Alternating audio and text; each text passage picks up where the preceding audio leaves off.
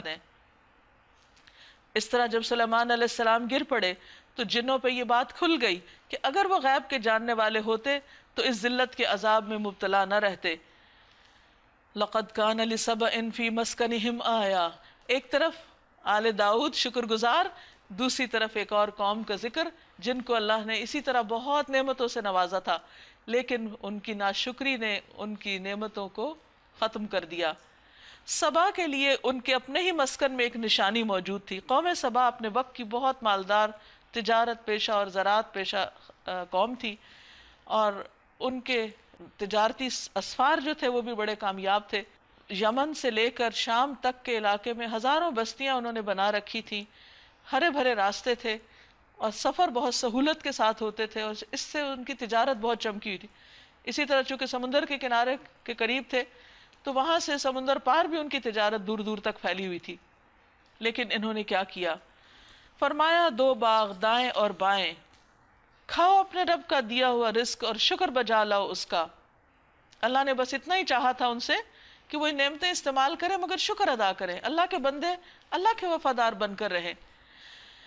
ملک ہے عمدہ اور پاکیزہ اور پروردگار ہے بخشش فرمانے والا، مگر وہ منہ موڑ گئے، یعنی شکر ادا نہیں کیا۔ آخر کار ہم نے ان پر بند توڑ سیلاب بھیج دیا۔ انہوں نے ان کی جو اریگیشن کا سسٹم تھا وہ بہت زبردست تھا۔ کہتے ہیں کہ پہاڑوں میں گھرے ہوئے شہر تھے، پہاڑوں سے چشمے اور ندی نالے بہہ کے آتے، تو اس پانی کو روکنے کے لیے انہوں نے بند باندھے ہوئے تھے کہ وہ ضائع نہ ہو، اور اس طرح ان کی زراعت جو تھی وہ بہت عروج پر تھی۔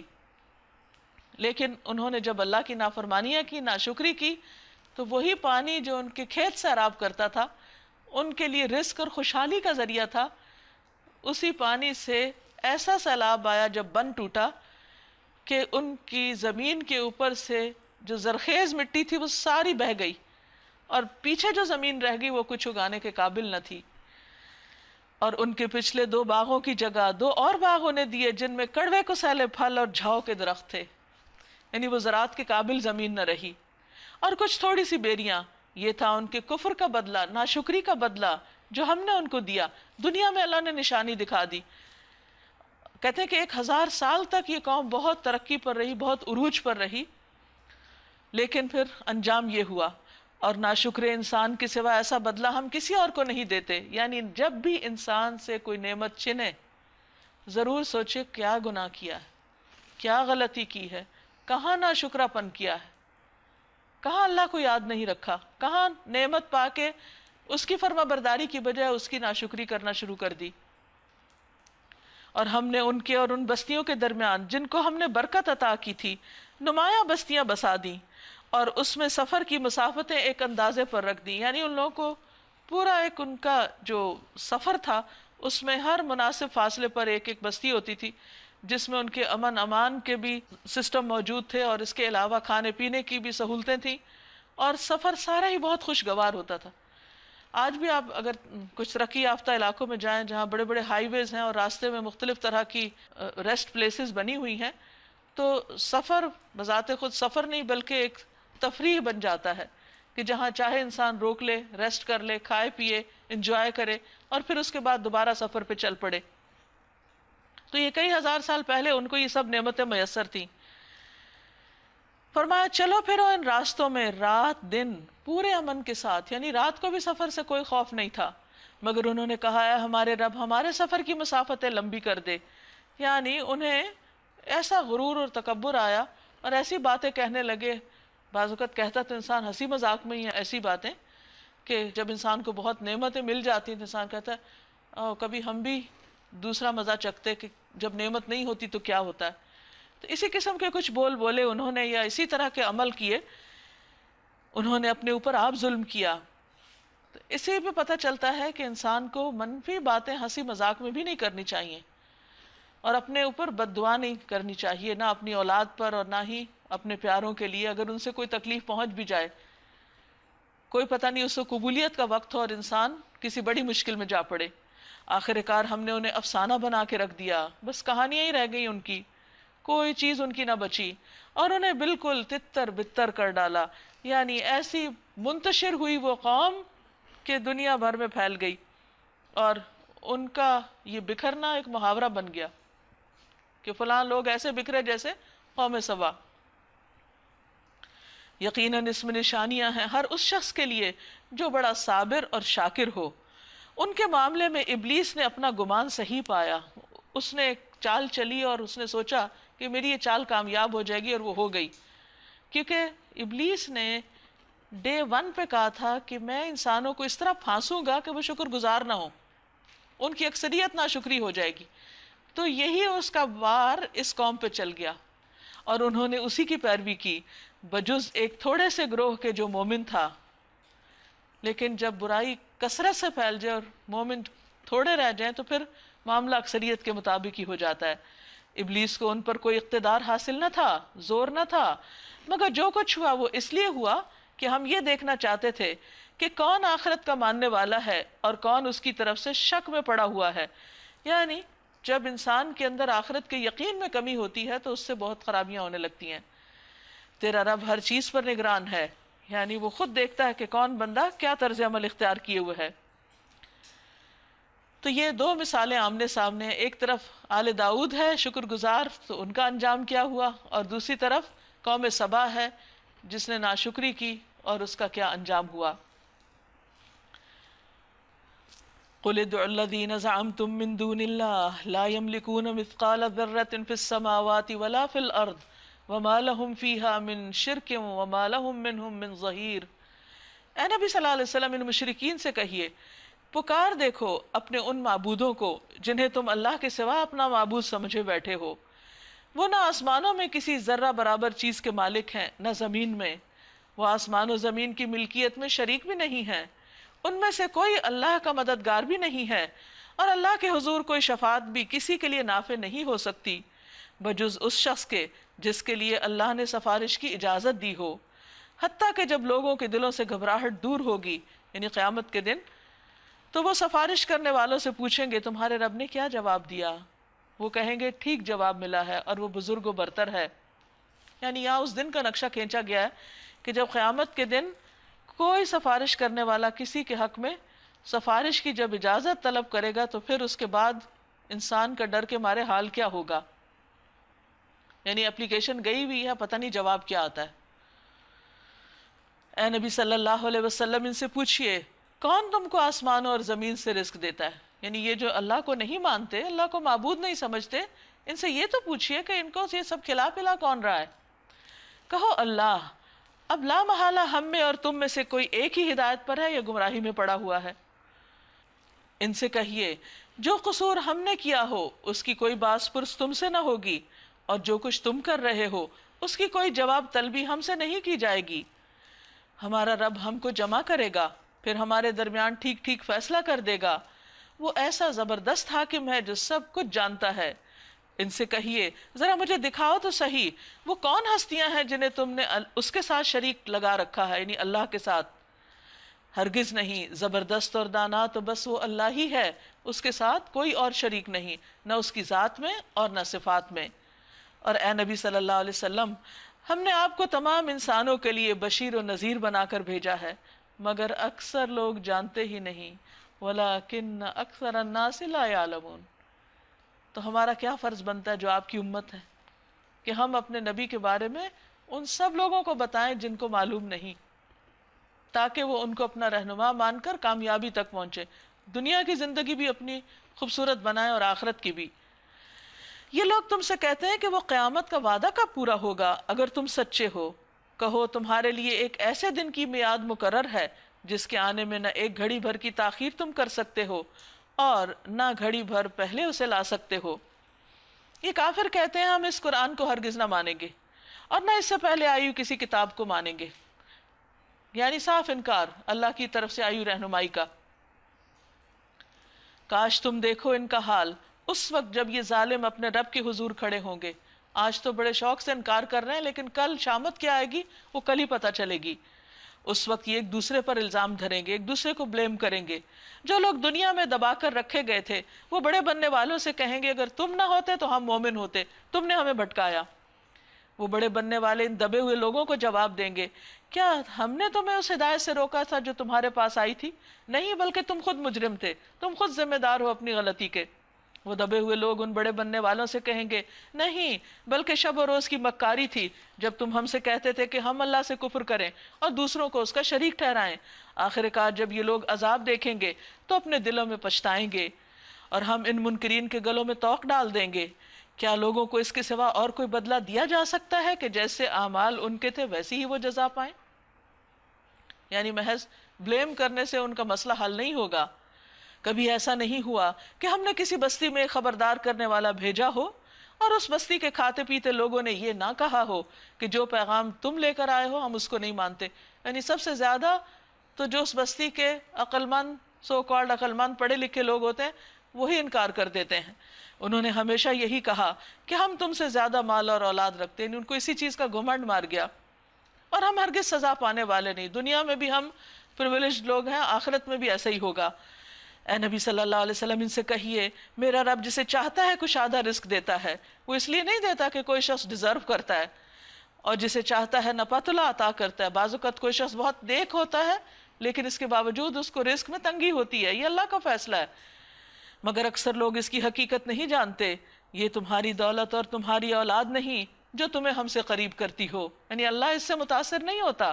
ہاں، مگر جو ایمان لائے اور نیک عمل کرتے رہے یہی لوگ ہیں جن کے لیے ان کے عمل کی دوہری جزا ہے، اور بلند و بالا عمارتوں میں اطمینان سے رہیں گے، یعنی قیامت کے دن پھر جنت میں جا کر۔ رہے وہ لوگ جو ہماری آیات کو نیچا دکھانے کے لیے دوڑ دھوپ کریں گے تو وہ عذاب میں مبتلا ہوں گے۔ اے نبی صلی اللہ علیہ وسلم ان سے کہیے، میرا رب اپنے بندوں میں سے جسے چاہتا ہے کھلا رزق دیتا ہے، جسے چاہتا ہے نپا تلا دیتا ہے۔ پھر دوبارہ اس کی تکرار کی گئی کہ رزق کی وجہ سے کسی کو بڑا چھوٹا مت سمجھو، جو کچھ تم خرچ کر دیتے ہو اس کی جگہ وہی تم کو اور دیتا ہے۔ یعنی آپ دیکھیے، جب سے ہم پیدا ہوئے ہیں کیا کچھ خرچ کر چکے ہیں؟ کیا وہ سب پیدائش کے وقت ہمارے پاس تھا؟ نہیں، زندگی چلتی رہی اور ہم اپنی ضرورت پوری کرتے رہے، اور اگر ہم سارا حساب لگانے بیٹھیں کہ جو ہم نے کھانا کھایا اس کی قیمت کیا ہے، یہ جو لباس آج تک پہنے اس کی قیمت کیا ہے، یا جن گھروں میں رہے، تو یہ ساری چیزیں اگر یہ سارا بجٹ کیلکولیٹ کیا جائے، یہ ساری چیزوں کا ایک حساب کیا جائے، تو انسان پریشان ہو کے رہ جائے کہ میں اتنا کچھ کھا چکا ہوں اور اتنا کچھ خرچ کر چکا ہوں، اور جب میں پیدا ہوا تو اس میں سے کوئی چیز نہیں تھی میرے پاس۔ تو یہ اللہ کا ایک طریقہ ہے کہ انسان استعمال کرتا جاتا ہے، چلتا جاتا ہے، اور آگے اللہ تعالیٰ اور دروازے اس کے لیے کھولتا جاتا ہے، اور وہ سب رازقوں سے بہتر رازق ہے۔ اور جس دن وہ تمام انسانوں کو جمع کرے گا پھر فرشتوں سے پوچھے گا، کیا یہ لوگ تمہاری ہی عبادت کرتے تھے؟ تو وہ جواب دیں گے، پاک ہے آپ کی ذات، انت ولینا من دونہم، ہمارا تعلق تو آپ سے ہے نہ کہ ان لوگوں سے، دراصل یہ ہماری نہیں بلکہ جنوں کی عبادت کرتے تھے، ان میں سے اکثر انہی پر ایمان لائے ہوئے تھے۔ ہم اس وقت کہیں گے کہ آج تم میں سے کوئی نہ کسی کو فائدہ پہنچا سکتا ہے نہ نقصان، اور ظالموں سے ہم کہہ دیں گے کہ چکھو اب اس عذاب کا مزہ جسے تم جھٹلایا کرتے تھے۔ ان لوگوں کو جب ہماری صاف صاف آیات سنائی جاتی ہیں تو کہتے ہیں کہ یہ شخص تو بس یہ چاہتا ہے کہ تم کو تمہارے ان معبودوں سے برگشتہ کر دے جن کی عبادت تمہارے باپ دادا کیا کرتے تھے، اور کہتے ہیں کہ یہ قرآن محض ایک جھوٹ گڑا ہوا ہے۔ ان کافروں کے سامنے جب حق آیا تو انہوں نے کہہ دیا کہ یہ تو سری جادو ہے، یعنی ان کے سارے جو قول اقوال ہیں وہ بیان کیے جا رہے ہیں کہ ان کے بلیفز کیا ہیں اور یہ کیا سمجھتے ہیں، ان کی عقل کہاں خطا کھا رہی۔ حالانکہ ہم نے ان لوگوں کو پہلے کوئی کتاب نہیں دی تھی کہ اسے پڑھتے ہوں، اور نہ تم سے پہلے ان کی طرف کوئی خبردار کرنے والا بھیجا تھا۔ ان سے پہلے گزرے ہوئے لوگ جھٹلا چکے، جو کچھ ہم نے ان کو دیا تھا اس کے عشر اشیر کو بھی یہ نہیں پہنچے، یعنی ان کے پاس وہ مال و دولت نہیں جو قوم سبا کے پاس تھی مثلا۔ مگر جب انہوں نے میرے رسولوں کو جھٹلایا تو دیکھ لو کہ میری سزا کیسی سخت تھی۔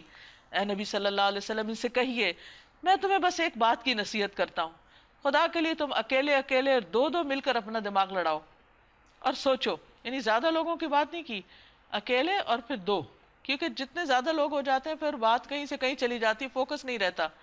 اور سوچو تمہارے صاحب میں آخر کون سی ایسی بات ہے جو جنون کی ہو، وہ تو ایک سخت عذاب کی آمد سے پہلے تمہیں متنبہ کرنے والا ہے۔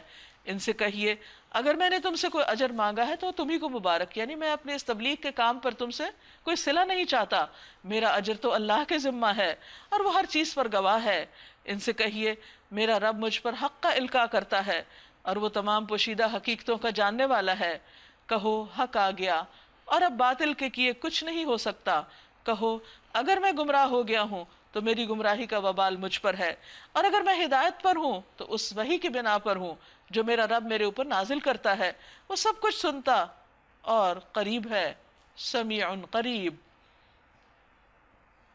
کاش تم دیکھو انہیں اس وقت جب یہ لوگ گھبرائے پھر رہے ہوں گے اور کہیں بچ کر نہ جا سکیں گے، بلکہ قریب ہی سے پکڑ لیے جائیں گے۔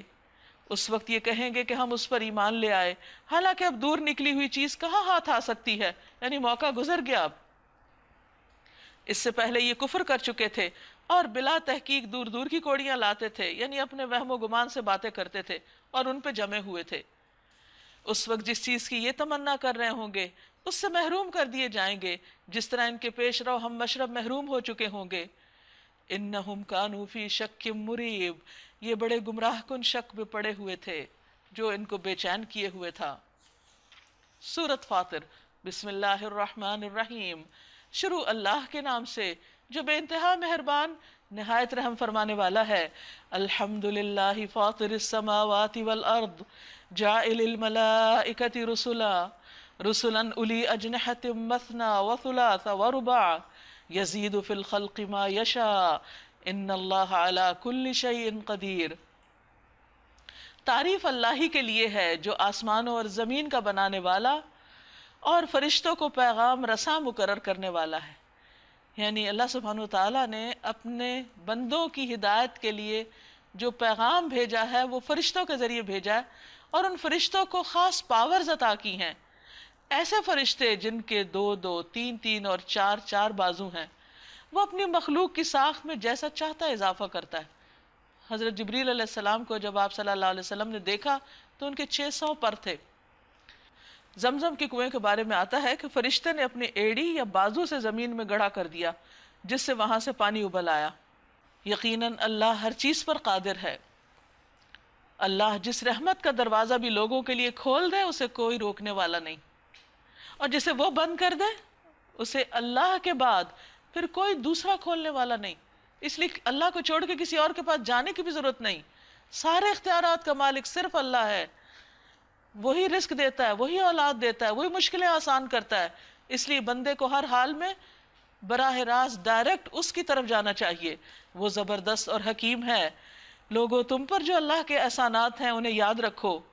کیا اللہ کے سوا کوئی اور خالق بھی ہے جو تمہیں آسمان اور زمین سے رزق دیتا ہو؟ یعنی اگر اللہ تعالیٰ تمہاری فصلوں کو نہ اگنے دے تو کسی میں طاقت نہیں کہ وہ اگا سکے۔ اب جن علاقوں میں قحط آتا ہے تو یہ بھی ایک نشانی ہے نا، اللہ تعالیٰ وہاں نہیں اگاتے، نہیں بارش بھیجتے، ساری دنیا میں مل کے وہاں کچھ نہیں اگا سکتی۔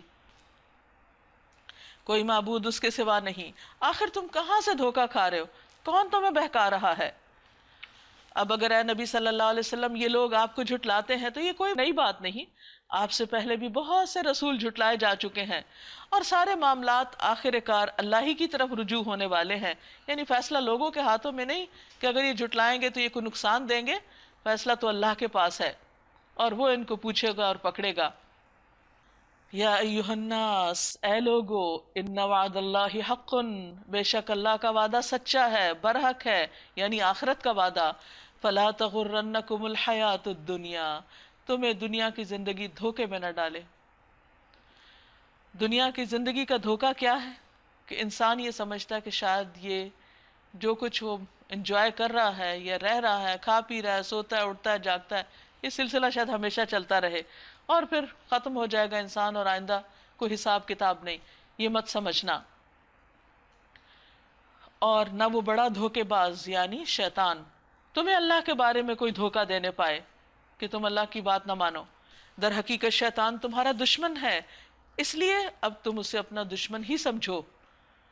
تو انسان دشمن کی بات کبھی نہیں مانتا، تو اس کی بات بھی نہ مانو۔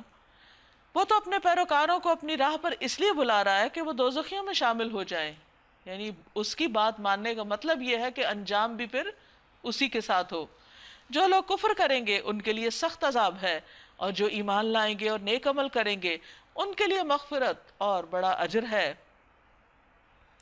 افمن زین لہ سوء عملہ فرآہ حسنا، بھلا کچھ ٹھکانہ ہے اس شخص کی گمراہی کا جس کے لیے اس کا برا عمل خوشنما بنا دیا گیا ہو اور وہ اسے اچھا سمجھ رہا ہو۔ ایسا شخص کیسے ہدایت پا سکتا ہے جو برائی کو اچھا سمجھے، اپنی غلطی کو غلطی نہ مانے؟ حقیقت یہ ہے کہ اللہ جسے چاہتا ہے گمراہی میں ڈال دیتا ہے اور جسے چاہتا ہے راہ راست دکھا دیتا ہے۔ یعنی ایسے لوگوں کو پھر ہدایت نہیں ملتی جو برائی کو اچھا سمجھے، اپنی غلطیوں پر خوش ہوں۔ بس خواہ میں آپ کی جان ان لوگوں کی خاطر غم اور افسوس میں نہ گھلے، جو کچھ یہ کر رہے ہیں اللہ اس کو خوب جانتا ہے۔ وہ اللہ ہی تو ہے جو ہواؤں کو بھیجتا ہے، پھر وہ بادل اٹھاتی ہیں، پھر ہم اسے ایک اجاڑ علاقے کی طرف لے جاتے ہیں اور اسی زمین کو جلا اٹھاتے ہیں جو مری پڑی تھی، سوکھی تھی، قحط زدہ تھی۔ مرے ہوئے انسانوں کا جی اٹھنا بھی اسی طرح ہوگا۔ جیسے صحرا پہ بارش پڑے تو ایک دم وہاں پر ہر طرف گرینری ہو جاتی ہے، تو ایسے ہی قیامت کے دن مٹی کے اندر ملے ہوئے انسانوں کے جسم دوبارہ اٹھ جائیں گے۔ من کان یرید العزت فللہ العزت جمیعا، جو کوئی عزت چاہتا ہو اسے معلوم ہونا چاہیے کہ عزت ساری کی ساری اللہ کی ہے۔ کیونکہ بہت دفعہ انسان بس انا عزت کے مسئلے کی وجہ سے حق قبول نہیں کرتا۔ اس کے ہاں جو چیز اوپر چڑھتی ہے وہ صرف پاکیزہ قول ہے، اچھے کلمات، بہترین ذکر اور عمل صالح اس کو اوپر چڑھاتا ہے۔ یعنی خالی باتیں کام نہیں آتی جب تک انسان کچھ کرے نہ۔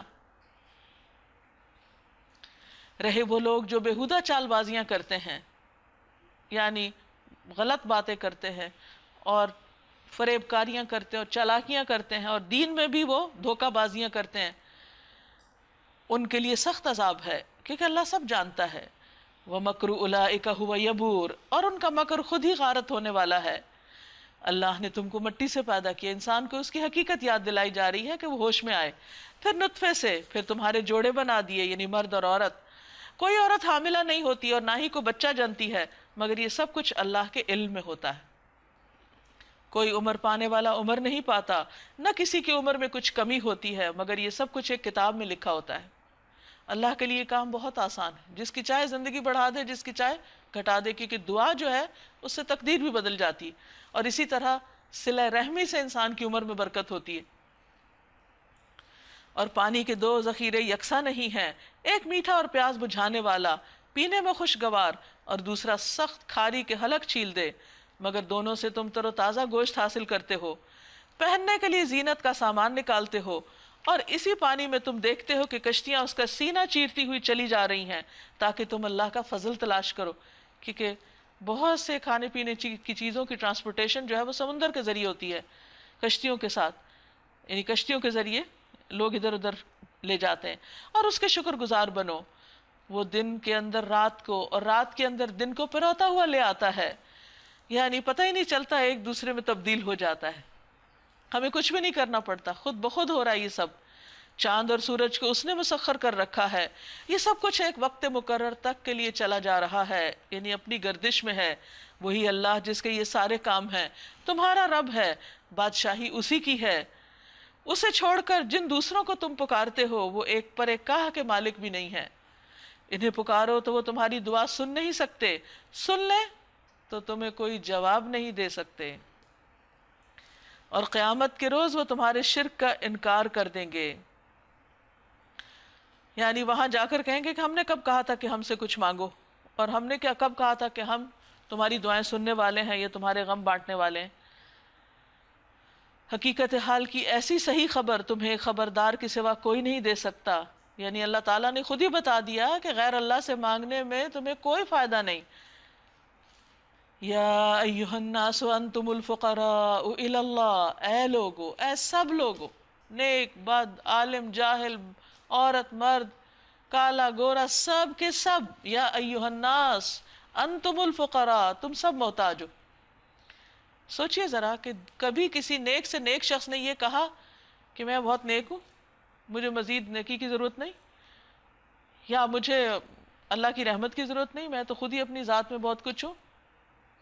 نہیں، ہر ایک محتاج ہے، کوئی کتنا کچھ بھی کر لے۔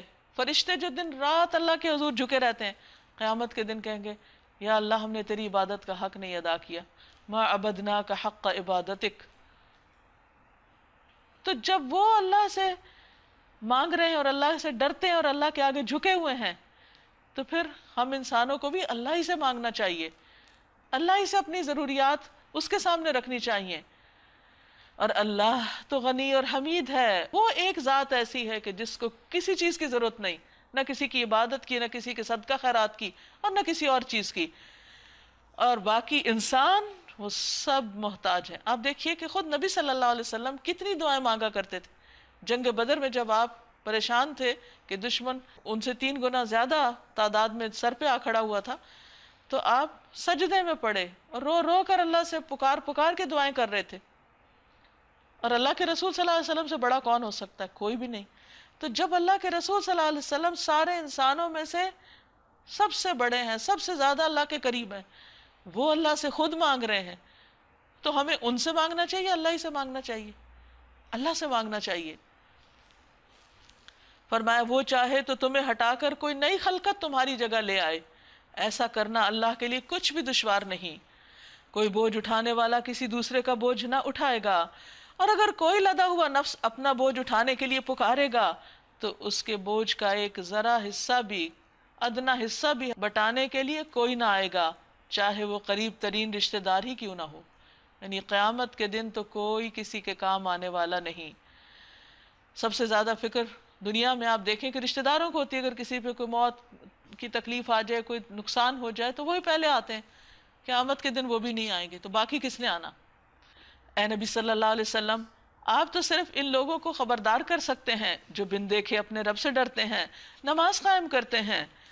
جو شخص بھی پاکیزگی اختیار کرتا ہے وہ اپنی ہی بھلائی کے لیے کرتا ہے. نیک کوئی بنتا ہے تو اپنے آپ کو فائدہ دیتا ہے، اور پلٹنا سب کو اللہ کی طرف ہے. وَمَا يَسْتَوِي الْأَعْمَى وَالْبَصِيرُ، اندھا اور آنکھوں والا برابر نہیں ہوتے. وَلَا الظُّلُمَاتُ وَلَا النُّورُ، تاریکیاں اور روشنی یکساں نہیں. وَلَا الظِّلُّ وَلَا الْحَرُورُ، نہ ٹھنڈی چھاؤں اور دھوپ کی تپش ایک جیسی ہے. وَمَا يَسْتَوِي الْأَحْيَاءُ وَلَا الْأَمْوَاتُ، اور زندہ اور مردہ بھی برابر نہیں. جب یہ سب چیزیں برابر نہیں، ایک جیسی نہیں، تو اچھے اور برے عمل بھی برابر نہیں، اچھا اور برا انجام بھی ایک جیسا نہیں. ان اللہ یسمع من یشاء، مگر اللہ جسے چاہتا ہے سنواتا ہے. وما انت بمسمع من فی القبور، اور آپ ان لوگوں کو نہیں سنا سکتے جو قبروں میں دفن ہیں. یعنی جو مرنے کے بعد ان کی جب جان ہی چلی گئی تو نہ وہ سن سکتے ہیں، نہ وہ بول سکتے ہیں، نہ وہ کچھ کر سکتے ہیں. تو اسی طرح جو لوگ دنیا میں زندہ ہوتے ہوئے بھی اپنے آنکھ کان استعمال نہیں کر رہے، وہ بھی ایسے ہی ہیں گویا وہ مرے ہوئے ہیں، مردہ ہیں. تو ان کے اوپر کوئی بات اثر نہیں کرتی، ان کو کچھ سنائی نہیں دیتا، حق پہچانا نہیں جاتا. ہم نے تو آپ کو حق کے ساتھ بھیجا ہے، بشارت دینے والا اور ڈرانے والا بنا کر، اور کوئی امت ایسی نہیں گزری جس میں کوئی متنبع کرنے والا نہ آیا ہو. اب اگر یہ لوگ آپ کو جھٹلاتے ہیں تو ان سے پہلے گزرے ہوئے لوگ بھی جھٹلا چکے ہیں، یہ کوئی نئی بات نہیں. ان کے پاس ان کے رسول کھلے دلائل، صحیفے اور روشن ہدایات دینے والی کتاب لے کر آئے تھے. پھر جن لوگوں نے نہیں مانا ان کو میں نے پکڑ لیا. اب دیکھیے کہ جنہوں نے کتاب کو نہیں مانا، ہدایات کو نہیں مانا، تو اللہ نے ان کو پکڑ لیا. اور دیکھ لو کہ میری سزا کیسی سخت تھی. کیا تم دیکھتے نہیں ہو کہ اللہ آسمان سے پانی برساتا ہے اور پھر اس کے ذریعے سے ہم طرح طرح کے پھل نکال لاتے ہیں جن کے رنگ مختلف ہوتے ہیں. پہاڑوں میں بھی سفید، سرخ اور گہری سیاہ دھاریاں پائی جاتی ہیں. طرح طرح کے رنگ اور ڈیزائن ہیں جن کے رنگ مختلف ہوتے ہیں. اور اسی طرح انسانوں اور جانوروں اور مویشیوں کے رنگ بھی مختلف ہیں. یعنی اللہ نے یہ دنیا، یہ کائنات رنگین بنائی ہے.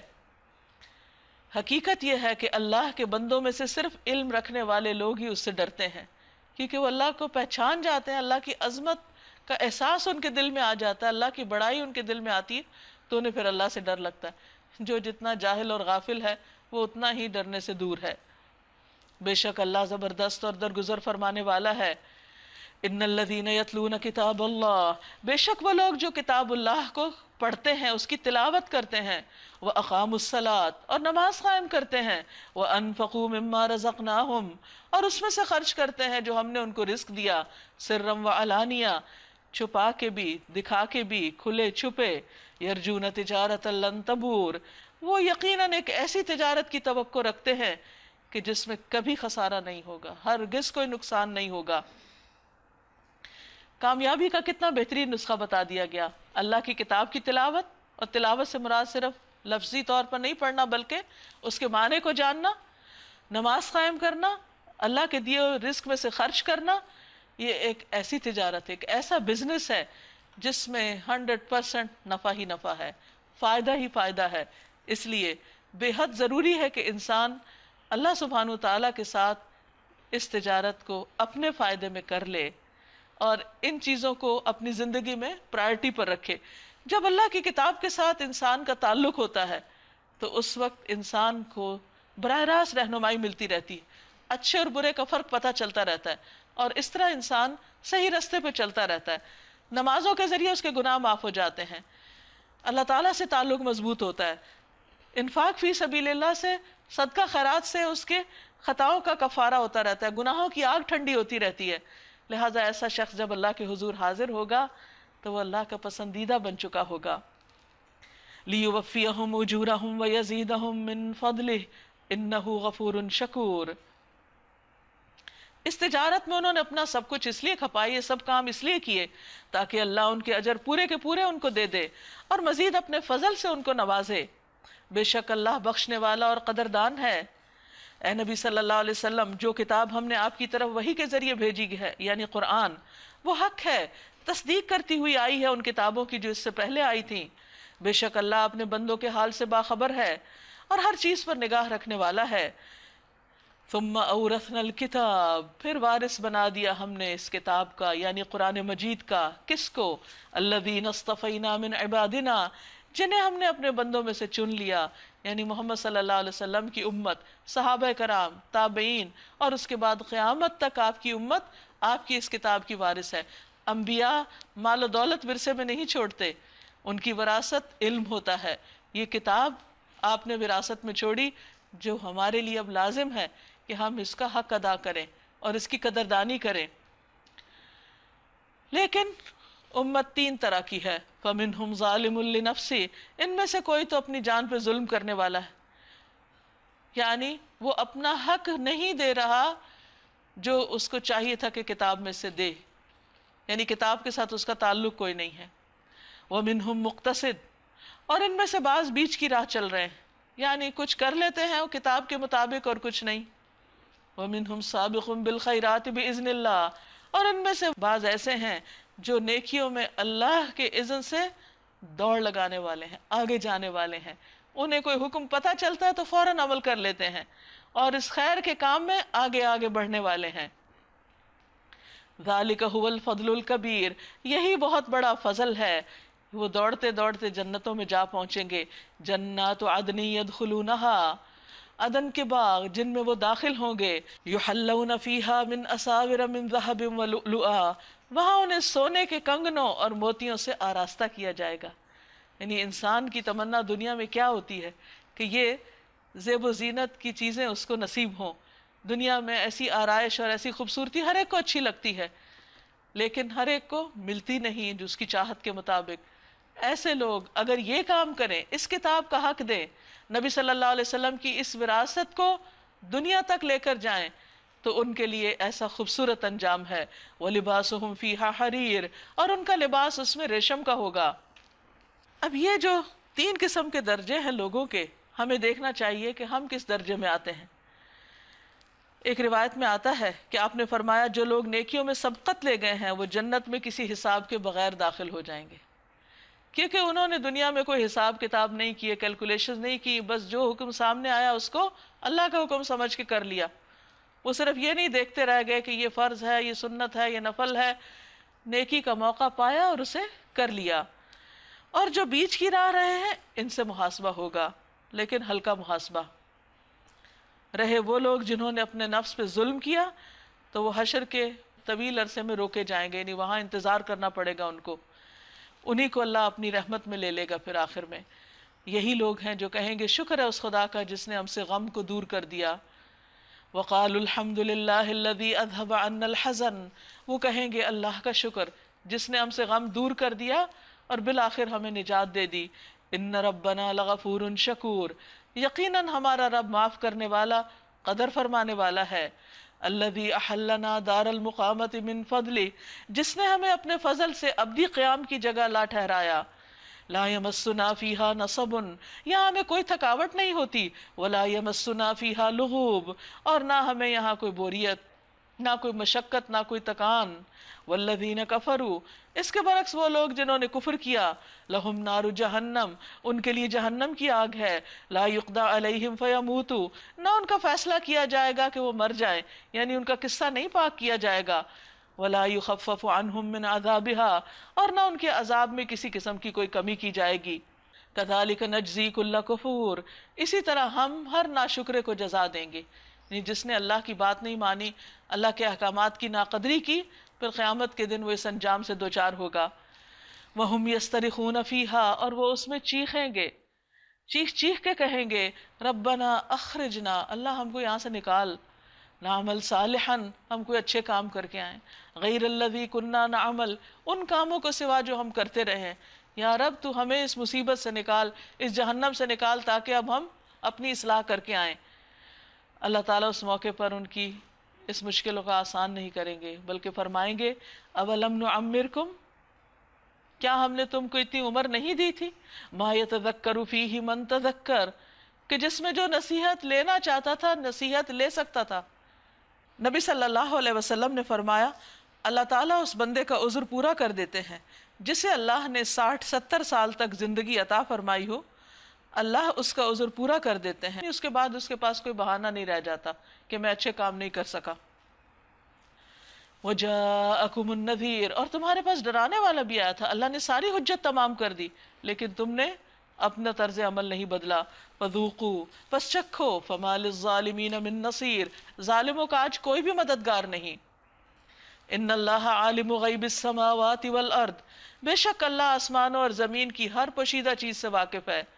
وہ تو سینوں کے بھید تک جانتا ہے، سب کا پتہ ہے کہ کون کہاں مستی کر رہا ہے، کون کہاں اللہ کی بات نہیں مان رہا اور نہیں ماننا چاہتا. وہی تو ہے جس نے تم کو زمین میں جانشین بنایا. اب جو کوئی کفر کرتا ہے اس کے کفر کا وبال اسی پر ہے، اور کافروں کو ان کا کفر اس کے سوا کوئی ترقی نہیں دیتا کہ ان کے رب کا غضب ان پر زیادہ سے زیادہ بھڑکتا چلا جا رہا ہے.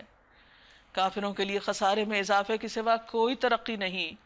اے نبی صلی اللہ علیہ وسلم ان سے کہیے، کبھی تم نے دیکھا بھی ہے اپنے ان شریکوں کو جنہیں تم خدا کو چھوڑ کر پکارا کرتے ہو؟ مجھے بتاؤ انہوں نے زمین میں کیا پیدا کیا ہے؟ اللہ کے سوا تم جس کسی کی طرف بھی متوجہ ہوتے ہو، اس سے اپنی حاجتیں بیان کرتے ہو اور اس سے تم مدد چاہتے ہو، بتاؤ ان کا کارنامہ کیا ہے، انہوں نے بنایا کیا ہے، وہ کس چیز کے مالک ہیں، یا آسمانوں میں ان کی کیا شرکت ہے، یعنی اللہ تعالیٰ کے اختیارات میں سے ان کے پاس کون سا اختیار ہے؟ اگر یہ نہیں بتا سکتے تو ان سے پوچھئے کیا ہم نے انہیں کوئی تحریر لکھ کے دی ہے؟ کیا اس بات کی کوئی اجازت ریٹن ہے ان کے پاس جس کی بنا پر یہ اپنے شرک کے لیے کوئی صاف سند رکھتے ہو؟ نہیں، بلکہ یہ ظالم ایک دوسرے کو محض فریب کے جھانسے دیے جا رہے ہیں. حقیقت یہ ہے کہ اللہ ہی ہے جو آسمانوں اور زمین کو ٹل جانے سے روکے ہوئے ہے، ورنہ اس شرک پر تو زمین آسمان پھٹ پڑیں، اور اگر وہ ٹل جائیں تو اللہ کے بعد کوئی دوسرا تھامنے والا نہیں. مثلا جب زلزلہ آتا ہے اگر اللہ تعالیٰ اس کو روکے نہیں، کوئی ہے روکنے والا؟ کوئی ہے کنٹرول کر سکے؟ کوئی بھی نہیں. تو اسی طرح اگر آسمان ٹوٹ کے گرنے لگے تو کوئی ہے جو اس کو تھام لے کہ نہیں یہ چھت نہ گرے ہم پر؟ بے شک اللہ بڑا حلیم اور درگزر فرمانے والا ہے کہ تمہارے ایسے بڑے بڑے کرتوت دیکھ کر اور ایسے گناہ دیکھ کر بھی وہ تمہیں معاف کر رہا ہے، مہلت دے رہا ہے کہ شاید تم درست ہو جاؤ، اصلاح کر لو. یہ لوگ کڑی کڑی قسمیں کھا کر کہا کرتے تھے اگر کوئی خبردار کرنے والا ان کے ہاں آیا ہوتا تو یہ دنیا کی ہر دوسری قوم سے بڑھ کر راہ راست پہ ہوتے. مگر جب خبردار کرنے والا ان کے پاس آ گیا، نبی صلی اللہ علیہ وسلم تشریف لے آئے، تو ان کی آمد نے ان کے اندر حق سے فرار کے سوا کسی چیز میں اضافہ نہیں کیا. انہوں نے ماننے کی بجائے ان سے دوری اختیار کر لی. یہ زمین میں اور زیادہ تکبر کرنے لگے اور بری بری چالیں چلنے لگے، حالانکہ یہ بری چالیں اپنے چلنے والوں ہی کو لے بیٹھتی ہیں. اب کیا یہ لوگ اس کا انتظار کر رہے ہیں کہ پچھلی قوموں کے ساتھ اللہ کا جو طریقہ رہا ہے وہی ان کے ساتھ بھی برتا جائے؟ یعنی جیسے وہ ایلیمینیٹ کر دی گئی، ان کو تباہ کر دیا گیا، تو یہ بھی وہی انجام دیکھنا چاہتے ہیں؟ یہی بات ہے تو تم اللہ کے طریقے میں ہرگز کوئی تبدیلی نہیں پاؤ گے کہ سرکشوں کا انجام ایک ہی جیسا رہا، اور تم کبھی نہ دیکھو گے کہ اللہ کی سنت کو اس کے مقرر راستے سے کوئی طاقت پھیر سکتی ہے۔ کیا یہ لوگ زمین میں کبھی چلے پھرے نہیں کہ ان کو ان لوگوں کا انجام نظر آتا؟ یعنی تباہ شدہ بستیوں کے کھنڈرات دیکھ کر کوئی سبق لیتے جو ان سے پہلے گزر چکے اور ان سے بہت زیادہ طاقتور تھے۔ اللہ کو کوئی چیز عاجز کرنے والی نہیں، نہ آسمانوں میں اور نہ زمین میں، وہ سب کچھ جانتا ہے اور ہر چیز پر قدرت رکھتا ہے۔ اگر کہیں وہ لوگوں کو ان کے کرتوتوں پر پکڑتا تو زمین میں کسی نفس کو جیتا نہ چھوڑتا، مگر وہ انہیں ایک مقرر وقت تک کے لیے مہلت دے رہا ہے۔ پھر جب ان کا وقت آ پورا ہوگا تو اللہ اپنے بندوں کو دیکھ لے گا، ان کا حساب لے لے گا۔ سورۃ یاسین۔ بسم اللہ الرحمن الرحیم۔ یاسین یاسین والقرآن الحکیم، قسم ہے قرآن کی جو حکمت والا ہے، حکمت سے لبریز۔ انک لمن المرسلین، بے شک آپ اے محمد صلی اللہ علیہ وسلم البتہ رسولوں میں سے ہیں۔ آپ کی رسالت پر یہ قرآن گواہ ہے، جو آپ پر نازل کیا جا رہا ہے، جو آپ کے حق میں گواہی دے رہا ہے۔ علی صراط مستقیم، بالکل سیدھے رستے پر ہیں۔ اگر یہ لوگ آپ کی مخالفت کر رہے ہیں تو آپ پریشان نہ ہوں، اللہ آپ کی گواہی دیتا ہے کہ جو کچھ آپ کر رہے ہیں وہ درست کر رہے ہیں۔ تنزیل العزیز الرحیم، عزیز الرحیم کی طرف سے نازل کردہ ہے یہ کتاب، جو ایک طرف زبردست بھی ہے اور دوسری طرف رحم فرمانے والا۔ لتنذر قوما، کس لیے آئی ہے یہ کتاب؟ تاکہ تم ایک ایسی قوم کو خبردار کرو، ما انذر آباؤہم، جن کے باپ دادا خبردار نہ کیے گئے، وہ جہالت کے اندھیروں میں پڑے رہے۔ فہم غافلون، تو وہ غفلت میں پڑے ہوئے ہیں، کیونکہ ان کے پاس کبھی ہدایت آئی نہیں، اس لیے یہ سیدھے رستے پر نہیں۔ تو آپ کو اس لیے بھیجا گیا کہ ان کی اس غفلت سے ان کو جگائیں، لیکن یہ لوگ جاگنے کا نام نہیں لیتے۔ لقد حق القول على اکثرهم فهم لا يؤمنون، ان میں سے اکثر لوگ فیصلہ عذاب کے مستحق ہو چکے ہیں، اسی لیے وہ ایمان نہیں لاتے۔ یعنی انہوں نے ضد اور ہٹ دھرمی شروع کر رکھی ہے اور نصیحت پہ کان ہی نہیں دھرتے، اس لیے ان سے ایمان لانے کی توقع بھی نہیں۔ ہم نے ان کی گردنوں میں توق ڈال دیے ہیں جن سے وہ ٹھوڑیوں تک جکڑے گئے۔ گردن میں جب توق ہو تو انسان جھک نہیں سکتا۔ اسی طرح ان لوگوں کے اندر جو انا اور تکبر ہے، اس کی وجہ سے یہ سچی بات کے آگے جھک نہیں رہے، بات نہیں مانتے، تکبر کا شکار ہیں، اس لیے وہ سر اٹھائے کھڑے ہیں، اپنے آپ کو بڑی چیز سمجھتے ہیں۔ ان کے اندر کی اکڑ ایسی ہے، ہم نے ایک دیوار ان کے آگے کھڑی کر دی، اس لیے وہ اپنے مستقبل کے بارے میں کچھ نہیں سوچتے۔ ایک ان کے پیچھے کھڑی کر دی، ماضی کی قوموں سے کوئی سبق نہیں لے رہے، اور ہم نے انہیں ڈھانک دیا، لہٰذا ان کو کوئی روشنی نظر نہیں آ رہی۔ فَهُمْ لَا يُبْصِرُونَ، پھر وہ اب دیکھتے نہیں ہیں۔ وَسَوَاءٌ عَلَيْهِمْ، اور برابر ہے ان پر، أَأَنذَرْتَهُمْ أَمْ لَمْ تُنذِرْهُمْ، خواہ آپ انہیں ڈرائیں یا نہ ڈرائیں، خبردار کریں یا نہ کریں، لا يؤمنون، یہ نہیں مانیں گے۔ یہ سب کیوں ہوا ان کے ساتھ؟ کیونکہ انہوں نے حق کو دیکھ کر انکار کر دیا، اور جب پہلی دفعہ کوئی انکار کر دیتا ہے تو پھر دوبارہ اس کا قبول کرنا بہت مشکل ہو جاتا ہے، کیونکہ وہ انا کا مسئلہ بن جاتا ہے۔ یہی مسئلہ ان کے ساتھ ہوا ہے کہ یہ اپنے آپ کو بڑی چیز سمجھتے تھے، نبی صلی اللہ علیہ وسلم کے لائے ہوئے پیغام کو انہوں نے قابل قبول نہ سمجھا، اس لیے اب ان کی سزا یہ ہے کہ ان کو ہدایت نہ ملے۔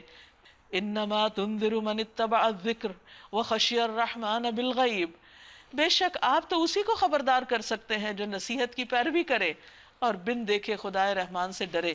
یعنی آپ اسی کو سمجھائیں گے جو سنے گا، جو سر جھکائے گا، جو حق کی پیروی کرنا چاہے گا اور جو رحمان سے ڈرتا بھی ہوگا بن دیکھے۔ فَبَشِّرْهُ بِمَغْفِرَةٍ وَأَجْرٍ کریم، آپ اسے مغفرت اور اجر کریم کی بشارت دے دیجئے۔ یہ اتنے بڑے اجر کا کام ہے، اللہ کو دیکھے بغیر اسے ڈرنا اور اس کی بات مان لینا۔ جنت اسی چیز کی جزا ہے۔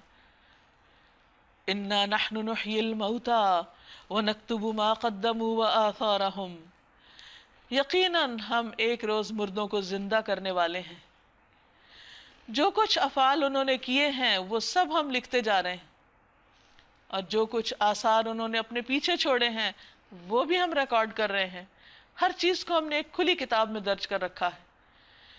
یعنی انسان کو پھر سمجھایا جا رہا ہے کہ ایک دن ایسا آئے گا کہ جب سب مرے ہوئے لوگ دوبارہ اٹھیں گے اور اس وقت ان کو ان کے نامہ اعمال دے دیے جائیں گے. یہ نامہ اعمال 3 طرح کی چیزوں پر مشتمل ہے. ایک وہ اعمال جو انہوں نے اپنی زندگی میں کر کے اپنے لیے آگے بھیجے، اچھے یا برے. دوسرے وہ جو اپنے بعد کے لوگوں کے لیے بطور نمونہ چھوڑ آئے، یعنی آثار، ما قدموا و آثارہم.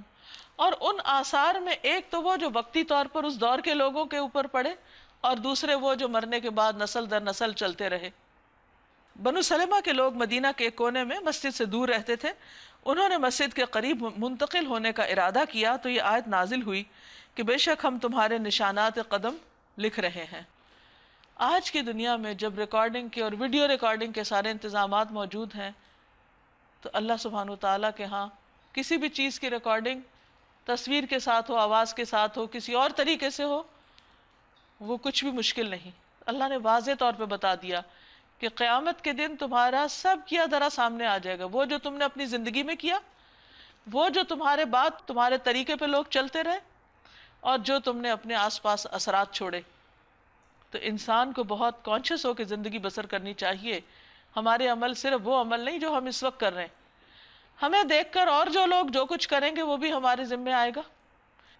نبی صلی اللہ علیہ وسلم نے فرمایا کہ مرنے کے بعد انسان کی کتاب اعمال بند ہو جاتی سوائے 3 چیزوں کے. وہ کیا ہیں؟ ولد صالح یدعو لہ، نیک اولاد جو والدین کے لیے دعائیں کرے، ان کی دعائیں سنی جاتی ہیں اور والدین کو فائدہ پہنچتا ہے.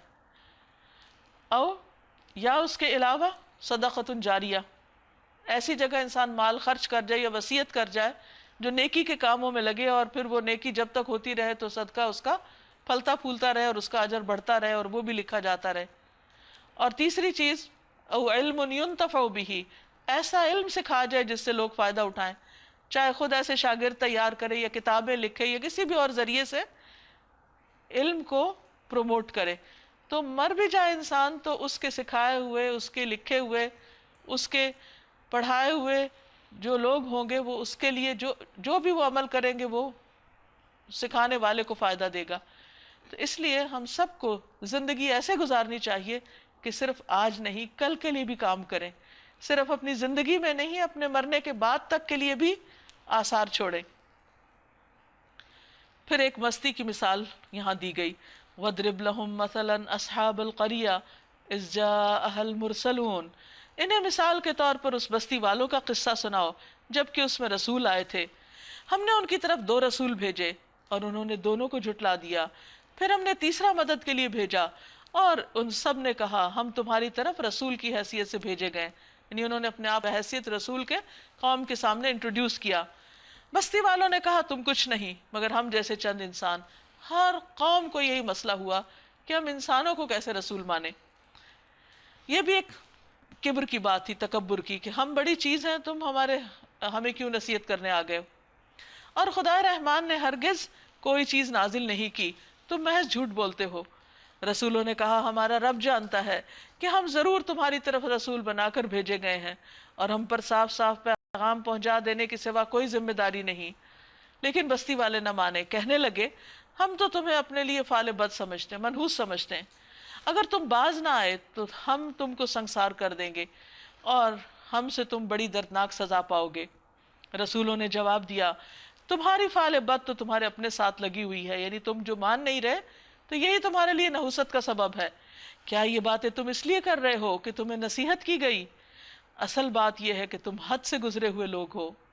وَجَاءَ مِنْ أَقْصَى الْمَدِينَةِ رَجُلٌ يَسْعَىٰ قَالَ يَا قَوْمِ اتَّبِعُوا الْمُرْسَلِينَ اتَّبِعُوا مَن لَّا يَسْأَلُكُمْ أَجْرًا وَهُمْ مُهْتَدُونَ.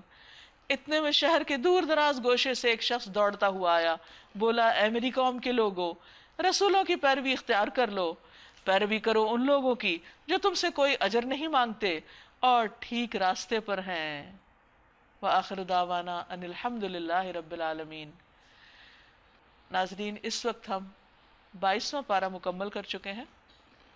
آپ میں سے جو لوگ اپنے تاثرات بیان کرنا چاہیں اس پارے سے، جو سیکھا ہے یا کوئی نئی بات آپ کو سمجھ آئی ہے، تو آپ دوسروں کے ساتھ شیئر کیجیے. آج ہم جس دور میں کھڑے ہیں، مجھے ایسا محسوس ہوتا ہے کہ جیسے ہم نے بھی بہت ناشکری کی ہے تو اللہ تعالیٰ نے پہلے ہمارا آدھا ملک چھینا ہے، اور اس وقت بھی جو ہم اللہ کی بہت ناشکری کر رہے ہیں، جو اتنی اعلیٰ نعمت اللہ نے ہمیں دی ہے، اتنا بہترین خطہ زمین دیا، اس کی ہم قدر نہیں کر رہے، تو آج ہمارے ساتھ بھی ایسا کچھ ہو رہا ہے۔ سورہ احزاب کی آیت 59 میں اللہ سبحانہ تعالیٰ فرماتے ہیں، نبی صلی اللہ علیہ وسلم اپنی بیویوں، بیٹیوں اور اہل ایمان کی عورتوں سے کہہ دو کہ اپنے اوپر چادروں کے پلو لٹکا لیا کریں۔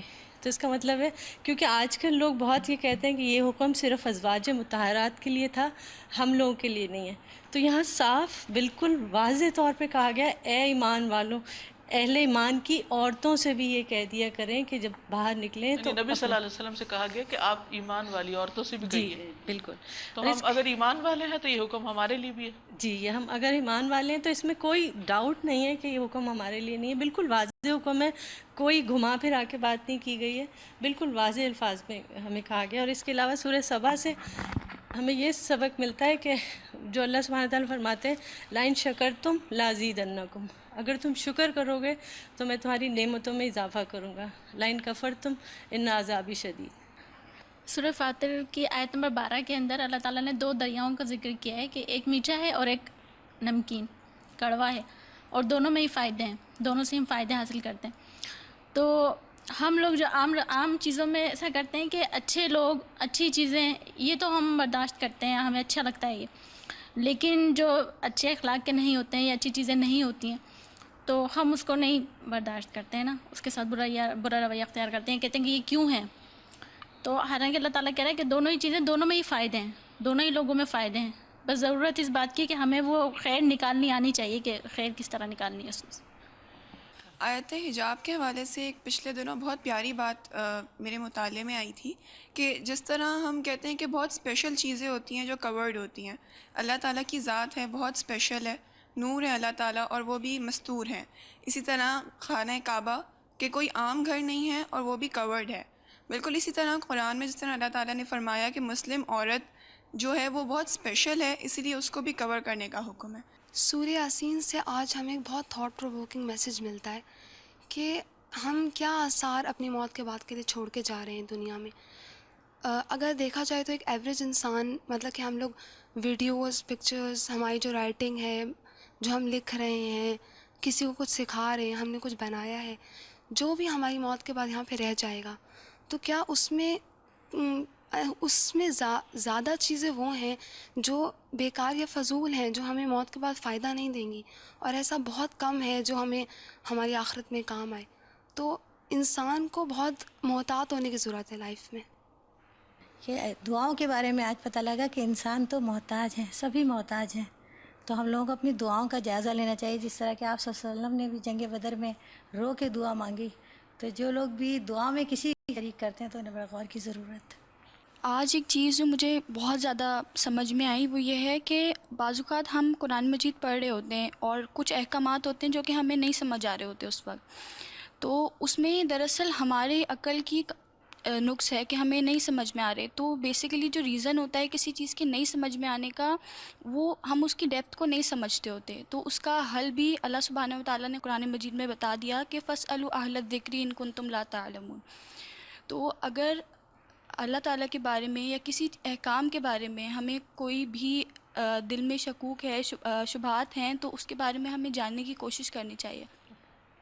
سورۃ الفاتر آیت نمبر 32 سے میں نے جو لیسن لیا کہ اگر مجھے واقعی میں جنت چاہیے تو مجھے ہر چیز میں سابقوں بالخیرات بننا ہوگا۔ سورہ احزاب میں جو آداب معاشرت ہمیں بتائے گئے، جو آج کل ہمارے معاشرے میں سب سے زیادہ ہم اسے بھول گئے ہیں، تو یہ ہمیں اسی آداب معاشرت کے حوالے سے خود بھی اپنی اصلاح کرنی ہوگی کہ دوسروں کے گھروں میں جانے سے پہلے اجازت لے کے داخل ہوں، کہ آج کل اجازت ہی لینے والے کو سب سے زیادہ برا سمجھا جاتا ہے کہ کیوں آپ ہم سے پوچھ کیوں رہے ہیں۔